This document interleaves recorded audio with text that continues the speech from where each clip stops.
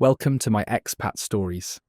This one's for the blokes who think they've heard every story at the pub and then realise they've become one.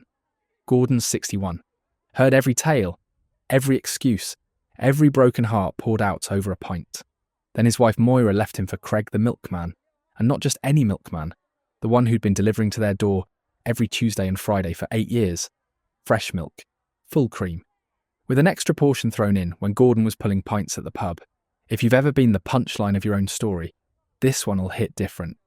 Make sure to smash that like button, drop your thoughts below, and like and subscribe because we've got stories coming that'll make you think twice about trust. Here's Gordon. I'm Gordon, Gordy to my mates. I'm 61 years old and I ran the Caledonian Arms in Inverness for 30 years. Proper old boozer, dark wood, brass taps, regulars who've been coming since before I took over. I loved that pub. It was my life. Open at 11, close at 11. 6 days a week. That was me. That was my world. Moira and I got married in 1991. I was 28. She was 26. Bonnie wee thing. Worked at the bookies down the street. We met when I'd pop in for a flutter on the horses. She'd give me tips. I'd give her chat. We got on. Got married a year later. Bought a house in Culloden. Good life. Not perfect, but comfortable. That's what 30-odd years of marriage looks like. Craig started delivering milk to us in about 2014. We still have Milkman in Inverness. Proper old school. Glass bottles, left on the doorstep. Twice a week, Tuesdays and Fridays. I'd be at the pub by the time he came round. Nice enough bloke. Younger than me, maybe 40. Fit, always smiling. Morning, Gordon. Lovely day, Gordon. Your Moira's looking well, Gordon. Didn't think anything of it. Why would I? He was the milkman. She was my wife of 28 years. Until March 2022. I'm at the pub. Tuesday afternoon. Quiet. My phone rings. It's Shona, our neighbour. She says, Gordon, I need to talk to you. Can you come home? I say, what's wrong? She says, just come home. Please. I left the bar to my assistant manager. Drove home. Shona's stood in her driveway. Face like she's seen a ghost. She says, I'm so sorry, Gordon. I saw Craig's van. At your house, at 2 in the afternoon. He only delivers mornings. So I looked through your front window. I thought you should know. I said, no, what? She didn't finish. Didn't need to. I walked to my front door. Opened it. Went upstairs. Heard it. That sound you can't unhear. Opened the bedroom door. There they were. Moira. Craig. In my bed. The bed we'd shared for 28 years. I said, get the fuck out of my house. Craig grabbed his clothes. Ran. I stood there looking at Moira. She was crying. I said, how long? She said, 2 years. 2 years, while I was at the pub pulling pints. She was at home getting her milk delivered. Fresh. Full cream. With an extra portion of cream on top. I said, I want you out. She moved out that week. Straight to Craig's flat. 28 years. Done. For a milkman. I didn't cope well. Drank more than I should have. Worked longer hours. My mates tried talking to me. I'd say, I'm grand. But I wasn't. I was humiliated. Every time someone came into the pub, I'd think, do they know? Are they laughing at me? The landlord whose wife ran off with the milkman. Like some bad joke. And the innuendo. Blokes at the bar making jokes about milk, about deliveries, about getting your cream fresh. They thought they were being subtle. They weren't. I'd laugh along. What else could I do? 6 months later, Moira and Craig moved to a wee cottage outside Inverness. Bought it together. I'd see them sometimes. At Tesco, at the petrol station. Looking happy. Properly happy. And I'd be stood there with my trolley full of ready meals for one. My mate Davey said I should go to Thailand. Chiang Mai. Clear my head. I said I'm not interested in bar girls. He said it's not all bar girls. Just go. Get away from Moira. From Craig. From the bloody milk jokes. So in January 2024, I booked 3 weeks. Solo. First holiday in 5 years. I landed in Chiang Mai on a Friday. Hot. Properly hot. Got a taxi to this guest house near the old city. Place called Baan Siri. Traditional Thai house. 6 rooms. Pool. Garden, I walked in. There's this Thai woman at reception. She looked up. Smiled. Proper warm smile. Not forced. Just genuine. She said, welcome to Baan Siri. You must be Gordon. I said, aye, that's me. She said, I'm Siri porn. But everyone calls me Siri. You look tired. Let me show you to your room. Then later, if you want, I make you dinner. That's when I knew this place was different. She wasn't trying to sell me anything. Wasn't pushy. Just nice. Genuinely nice. She showed me to my room. Ground floor, big bed, aircon, balcony looking out to the garden. She said, rest well. Dinner at 7 if you want. At 7 I went to the dining area. Open air, wooden tables, fairy lights. 3 other guests. Siri brought out food. Pad Thai, green curry, tom yum soup. The food was incredible. She sat with us. Talked about Chiang Mai. She was easy to talk to. Funny. Smart. She'd run the guest house for 8 years. After dinner, the other guests left. Just me and Siri. We sat in the garden. She brought 2 beers, said you looked sad when you arrived. I said I'm fine. She said you don't have to be fine. You want to talk about it? I said not really. She said okay, but if you do, I'm a good listener. I said what about your story? She said my story? I said aye. You married? She said I was married. Divorced now. 10 years, no kids. Just me in the guest house. I said I'm sorry. She said don't be. He wasn't a good man. Better off without him. I said I know that feeling. She said your wife? I said ex-wife. She left me 2 years ago. For the milkman? She laughed. Thought I was joking. I said I'm serious. The actual milkman. She said that's very specific. I said aye. Very humiliating too. We talked for another hour. About life, about loss, about starting over. She told me about her marriage. How her husband drank, gambled, left her with debt. How she'd worked for years to build the guest house. I told her about the pub, about Moira, about how I worked 12-hour days and it still wasn't enough. She said, Gordon, some people aren't meant to stay. Doesn't matter how hard you work, they're just passing through. I said, that's a kind way of putting it. She said, it's the truth. I stayed at Baan Siri for 3 weeks. Every day Siri and I would talk, she'd make breakfast. I'd help her with things. Fixing a door, painting a wall. Pub landlord skills translate well. She'd laugh. Say I should stay. Become her handyman. I'd say don't tempt me. Scotland's cold. Thailand's warm. By the second week, it wasn't just friendly anymore. We'd sit in the garden every night, talking till midnight. She'd tell me about wanting to own the guest house outright. About expanding. I'd tell her about maybe selling the pub. About retiring. About not knowing what to do with myself. One night she said, Gordon, can I ask you something? I said, aye. She said, do you think you'll ever trust someone again? I said, I don't know. Do you? She said, I want to. I said, me too. She looked at me, said, I trust you. I said, I trust you too. She leaned over, kissed me. For the last week of my trip, we were together. Properly together. And it felt right. Like maybe I wasn't completely done. Maybe there was still something out there for me. When I left, she said, come back soon. I said, I will. We kissed at the airport. I got on the plane, flew back to Inverness, back to the pub, back to winter. But I felt different. Lighter. We messaged every day. Video calls 3 times a week. She'd show me the guest house. I'd show her the pub. She'd laugh. Say I should move to Thailand. I'd say maybe I will. She'd say I'm serious. Move here. Help me run the guest house.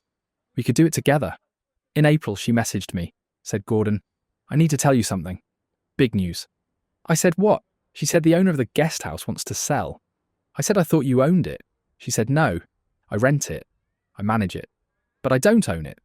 The owner lives in Bangkok. He's selling. He wants 2 million baht for the property and business.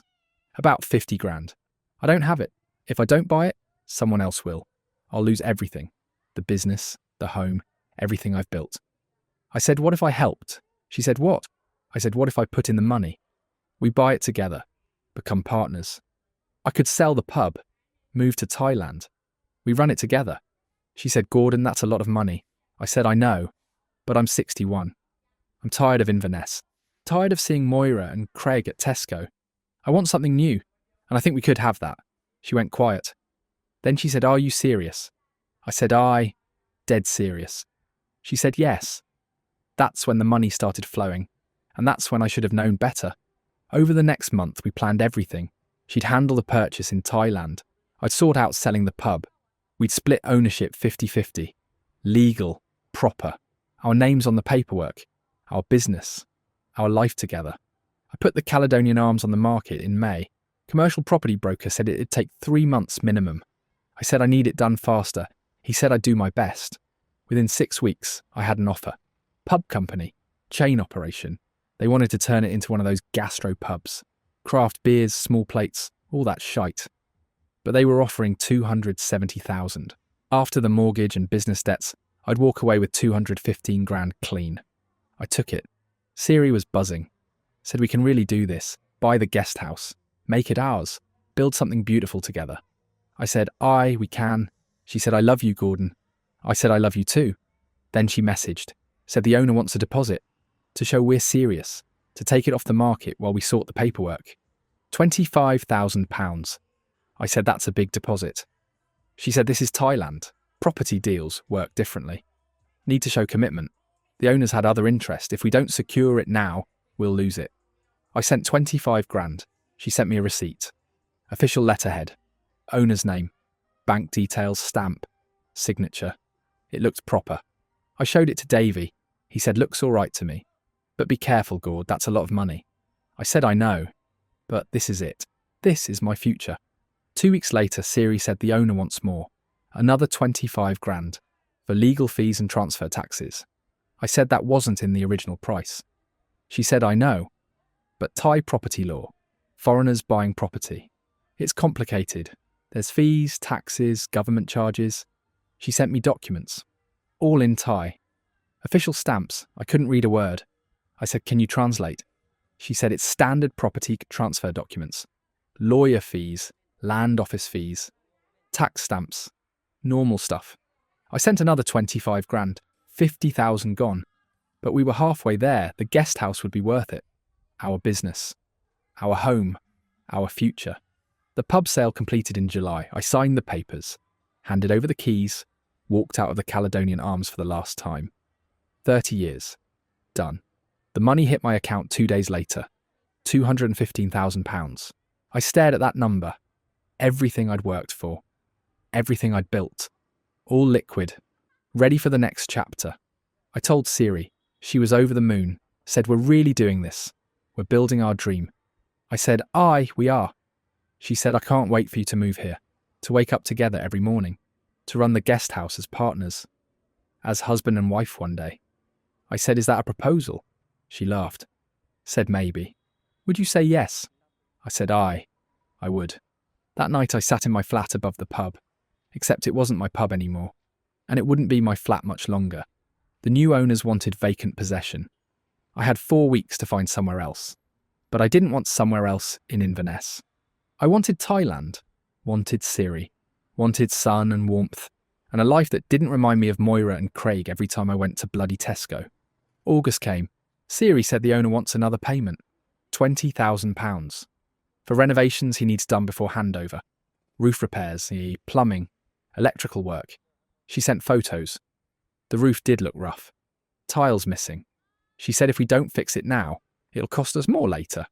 Once we own it, better to do it now. As part of the purchase, I sent 20 grand, 70,000 gone. I still had 145 left. Plenty. More than enough to buy the guest house and have money left over for living expenses. September. I moved out of the flat, put my stuff in storage. Stayed with Davey while I waited for the guest house purchase to complete. Siri said it's taking longer than expected. Thai bureaucracy. Paperwork moving slow. But it's nearly there, nearly done. Then she said the owner wants money for new furniture. The old stuff is worn out. Beds, mattresses, sofas, tables. If we want to keep running the guest house properly, we need decent furniture. She sent me quotes from suppliers. £15,000. I said that seems high. She said this is quality furniture. Will last 10 years. Good investment. I sent it. 85 grand gone. I had 130,000 left. October. She said the lawyer needs more money. Additional legal complications. Foreigners owning property in Thailand. Need special permits. Extra documentation. Another £12,000. I said, Siri, this is getting expensive. She said, I know. I'm sorry, but we're so close. Don't stop now. We've come this far. I sent it. November. Building inspector found issues. Structural problems. Foundation work needed. £10,000. I sent it. December. licensing renewals, government permits, £6,000. I sent it. January, insurance, fire safety equipment, another £5,000. I sent it. By February 2025, I'd sent £118,000. I had 97 grand left. The pub money was disappearing faster than I'd expected, but Siri kept saying it's nearly done. Nearly sorted, just a bit more. Almost there. I said to her, when can I move over? When can I see the paperwork? When can I actually see our guest house as owners? She said soon. Very soon. Just waiting for final signatures. Final approvals. Come in March. By then everything will be sorted. You can move in properly. Start our life together. I was getting nervous, I'll admit it. 118 grand gone and I still hadn't seen ownership papers. Still hadn't seen my name on anything official. Still hadn't seen proof we actually own this place. I said to Davey, you think I'm being daft? He said, honestly, mate. A bit. That's a lot of money to send without seeing paperwork. I said, but the guest house is real. I've stayed there. I've seen it. She runs it. It's not fake. He said, I'm not saying it's fake. I'm saying you should see the ownership documents before you send another penny. I said, you're right. I'll tell her. I told Siri. Said, I'm not sending any more money till I see the paperwork. Till I see our names as owners. She said, okay. I understand. You're right. Come over in March. I'll have everything ready. All the documents. Everything official. You can see it all. Then we'll finish the final payments together. I said, how much more do we need? She said, maybe another 30,000. For final closing costs, transfer fees. Then it's done, it's ours, 30 grand. That'd bring the total to 148,000. Still under the original budget, still doable. I said, okay, I'll come over. We'll sort it together. February, she messaged. Said Gordon, there's a problem. The owner's saying we still owe money.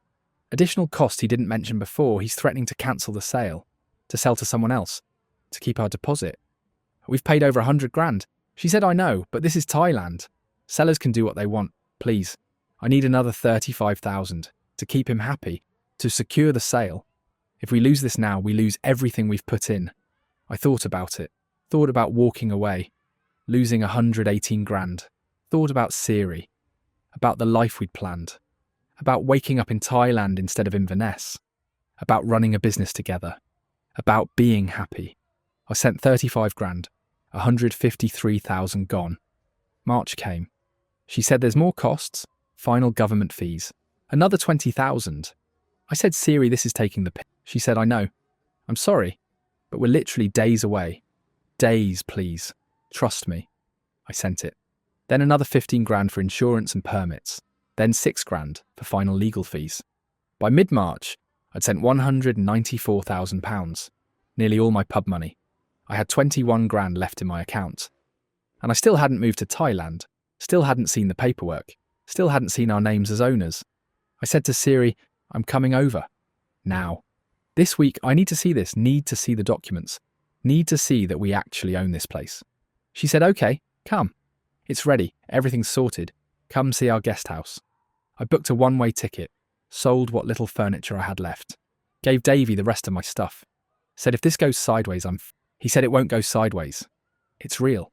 You've been there, you've seen it. It's just paperwork taking time. I said, you're right. But I didn't feel right. Something in my gut was telling me this wasn't okay. 194 grand sent. Nearly everything. And I was flying blind. I landed in Chiang Mai on a Wednesday, March 19th. Siri picked me up at the airport. We hugged. Kissed. She looked tired. I said, you all right? She said, just exhausted. So much worse getting everything finalised. But it's done. It's ready, you're going to love it. We drove to Baan Siri. It looked exactly the same. Beautiful. The guest house I'd fallen in love with. We went inside, guests having breakfast. She introduced me, said this is Gordon, my partner. He's moving here, we're running this place together now. They smiled. Congratulated us, I felt proud. This was ours, we'd done it. After the guests left, I said, right, let's see the paperwork. The ownership documents. I want to see our names. She said they were in the office. Come. We went to her small office at the back. She opened a drawer, pulled out a folder, handed it to me. I opened it. Thai documents. Official looking. Stamps, signatures, government seals.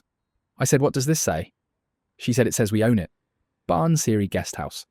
owned by Siriporn, Somchai and Gordon. 50-50. I looked at the names, saw mine, Gordon, saw hers, Siriporn Somchai. I said, Somchai, that's your family name? She said, yes. Why? I said, just didn't know it. Never asked. She smiled. Said, there's still lots we don't know about each other. We've got time. I felt relief. Massive relief. It was real. We owned it. My name was on the paperwork. 194 grand well spent. Our guest house. Our business. Our future. That night she cooked a special dinner. Just us. Garden table. Candles. Wine. She'd made all my favourites. We ate, drank, talked about plans, about growing the business, about getting married, about being happy. She said, Gordon, thank you for believing in me, for making this happen. I said, thank you for giving me something to believe in. She said, I love you. I said, I love you too. I went to bed that night feeling like I'd finally done something right. Finally made a good decision. Finally found something real. After Moira. After the Milkman. After the humiliation. This was it. This was my second chance. The next morning I woke up early. Siri was still asleep. I went to make coffee. Thought I'd surprise her. Breakfast in bed. First morning of our new life together. I walked into the kitchen. There was a Thai bloke there, making tea. He looked up, surprised. Said, morning. You're a guest? I said, no. I'm Gordon.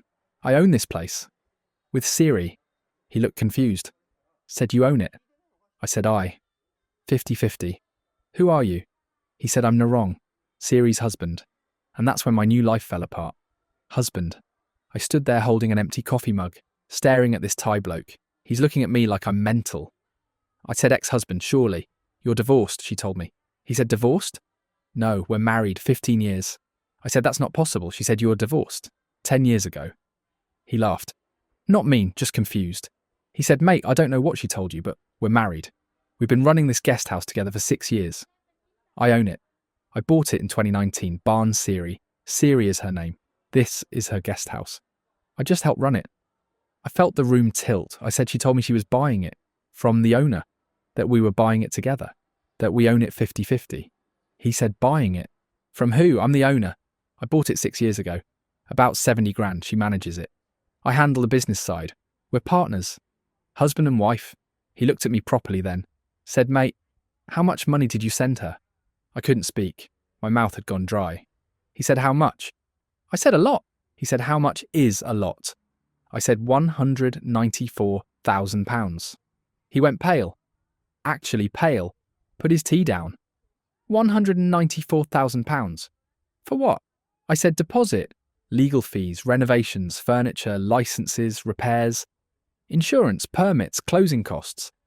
Everything. To buy this place. He said there was no sale. I never sold anything. This place is worth maybe 70 grand. You sent her £194,000? I sat down at the kitchen table. Legs wouldn't hold me. He sat across from me. Said, mate, I'm sorry. I didn't know. She told me business was slow, that money was tight, that we needed to cut costs. I've been working extra shifts at my construction job to help cover expenses here, and the whole time she's been...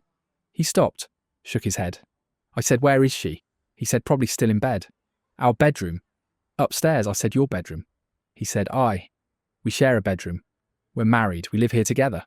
He looked at me, said, did you think you were with her? Like, together? I said, for over a year. Said, I need to talk to her. He went upstairs, I heard voices. Loud, Thai, arguing, shouting. Then footsteps. Siri came down. She saw me sat at the kitchen table. Her face went white. She said, Gordon, let me explain. I said, explain what? That you're married. That you lied to me for over a year. That you took £194,000 from me. She said I didn't take it. I used it. For the guest house. For improvements. For us. I said, there is no us. You're married. To him. She said, it's complicated. You're married. You lied. You took my money. Narong came down. He was holding papers. Bank statements. He said, I checked our business account. There's £42,000 in there. Recent deposits. That's it. I said, where's the rest? £152,000. Where is it? Siri didn't answer. He said again in Thai. Louder. She replied. They went back and forth, shouting. Then he turned to me. Said she spent it. I said, on what? She said things. The business, my family. My mother needed medical care, operations, medication. My brother needed help with his debt. Loan sharks. My sister's kids needed school fees. I said, so you used my money? Money I thought was buying our guest house for your family. She said I was going to pay you back when the business grew, when we made profit. I said, with what? You don't own this place. You don't own anything. Narong said, I think you need to leave. This is my property. I said, I'm not leaving till I get my money back. He said, I don't have your money. She spent it. Take it up with her. But you need to go. This is my home. My business. You're not welcome here. I looked at Siri, said, give me my money back. All of it. She said, I can't. I don't have it. It's gone. I said, then sell this place. Give me half. Like you promised. She said, I can't. It's not mine. It's Narong's. I said, then tell him the truth. Tell him you took my money. Tell him you lied to both of us. She started crying. Said, I'm sorry. I'm so sorry. I didn't mean for this to happen. I stood up. Said you knew exactly what you were doing. You saw a lonely man. A divorced man. A man with money and nowhere to spend it. And you played me. Made me feel wanted. Made me feel like I was building something. And I fell for it. Completely. She said I cared about you. I still care about you. I said, you don't care about me. You cared about my money. There's a difference. I grabbed my bag, walked out, got a taxi to a hotel in the city, checked in, sat on the bed, opened my banking app, went through every transfer. £194,270. Gone. Nearly everything I had. The pub money. 30 years of work. Gone. I had £21,000 left. At 61 years old, after working my whole life, after selling everything. 21 grand. I called Davey, told him. He was silent. Then he said, Gordon, I'm so sorry, mate. He said, you're not an idiot. You trusted someone. That's not stupid. That's human. I said, it cost me everything. He said, I know. What are you going to do? I said, I don't know. Come home, I suppose. He said, come home. We'll figure it out. But I didn't go home straight away. I went to the police first, filed a report. Told them everything. They listened, took notes, then said it's a civil matter, not criminal. You sent money willingly. The guest house is real. The business exists. She used the money on the business and her family. Not fraud. Just lying. They couldn't help. Suggested I get a lawyer. I found a Thai lawyer. British expat recommended him. Cost me £800 just to sit down. I showed him everything. The transfers, the messages, the fake documents. He looked through it all. Then he said you could sue her. Civil case. But she doesn't have assets in her name. The guest house is Narong's. She's got nothing. You'd spend thousands on legal fees. Wait years. Probably get nothing back. Best case scenario? Maybe 20 grand back. After spending 15 on lawyers. He said my advice? Cut your losses, go home. Move on. There's no money to recover here. So that's what I did. Flew back to Scotland, back to Inverness. Back to nothing. The pub was sold. The flat was gone. I'd given my stuff to Davey. I had nowhere to live. Nothing to do. 21 grand in my account and no plan. I stayed with Davey for 3 weeks. Then found a 1-bedroom flat to rent. City centre. £600 a month. Basic. Small. But it was something. I signed a 6-month lease. Did the maths. After rent and bills and food, my 21 grand would last maybe 2 years. Then what? I'm 61, too young for a state pension, too old to start over. I needed work, went to every pub in Inverness, asked if they needed staff. Most said no. Few said they'd keep me on file. Finally got a call from the Highlander. Bar work, not managing, just pulling pints. £15 an hour, 20 hours a week, 300 a week, 1,200 a month. Enough to survive. Barely. I took it, started the next week. Walking into someone else's pub, taking orders, pulling pints. The same work I'd done for 30 years, except now I was an employee, not the owner, just another bloke behind the bar.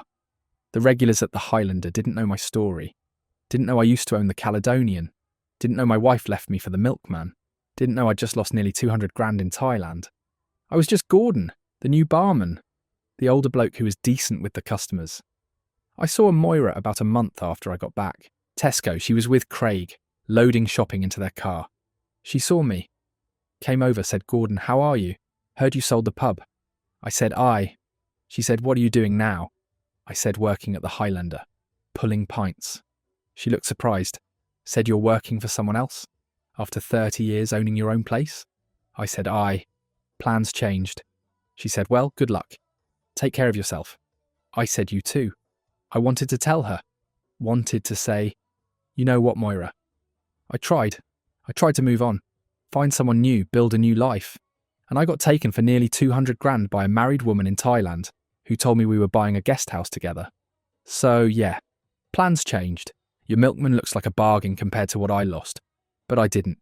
I just said thanks, walked away, bought my shopping, went home to my one-bedroom flat. I thought about Siri sometimes. Wondered if she thought about me. Wondered if she felt guilty. Wondered if she'd found another lonely expat to fund her life. Probably. The guest house was still running. I checked online, still taking bookings, still getting good reviews. Narong and Siri still there, still married, still working together, using the improvements I'd paid for, the furniture I'd bought, the licenses I'd renewed, my money, their business, their life. I deleted everything. Photos, messages, emails, all of it. Blocked her on everything. Tried to forget. But you don't forget losing nearly 200 grand.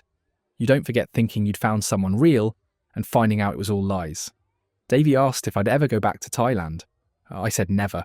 He said, what about dating? Meeting someone new? I said, I'm done. Completely done. Done with women.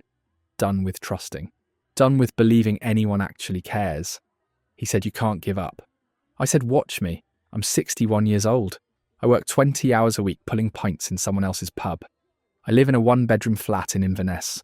I've got about 18 grand left after rent and living costs. My wife left me for the Milkman. My girlfriend in Thailand took everything else.